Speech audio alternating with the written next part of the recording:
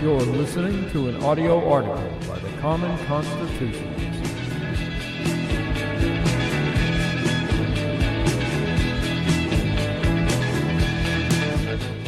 Today's article is entitled Schizophrenic Chicago Voted Best City and Murder Capital. Each year, the social website Time Out publishes its list of the world's best cities, and this past Monday was that day. Using its City Life Index, they determined that the one that tops them all for being the best city in the world for having fun and enjoying life is Chicago.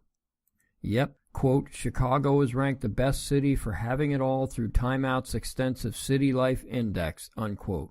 And this is a back-to-back victory as they also took top honors in 2016. Time Out writes that in making its determination, they, quote, surveyed 15,000 people in 32 cities, from Austin to Hong Kong to Tel Aviv, and asked in-depth questions about sex, dining, neighborhoods, affordability, happiness, and so much more. Each city was then scored across those facets to reveal the winner, unquote. They claim the survey said that new restaurants and bars are opening all the time and that Chicagoans eat out quite often. Time Out Chicago adds that, quote, great food and beer aren't the only things that make this city tick. 91% of you love Chicago, and even more of you are proud to rep it. Despite our sub-zero winters, 89% of city dwellers feel happy overall, making us one of the most content populations in the country, unquote. Well, talk about a dichotomy. What interesting statistics. 91% of Chicagoans love city life and 89% feel happy. I wonder who runs Time Out. The Klan? While uptown Chicago whitey white liberals are merrily dining out and partying the nights away, the city's less fortunate residents of color are too busy shooting and killing each other to partake in such pleasantries. At the same time that Chicago is considered the world's best city, it also has the infamous honor of being the murder capital of America. Yes, America's most dangerous and violent city.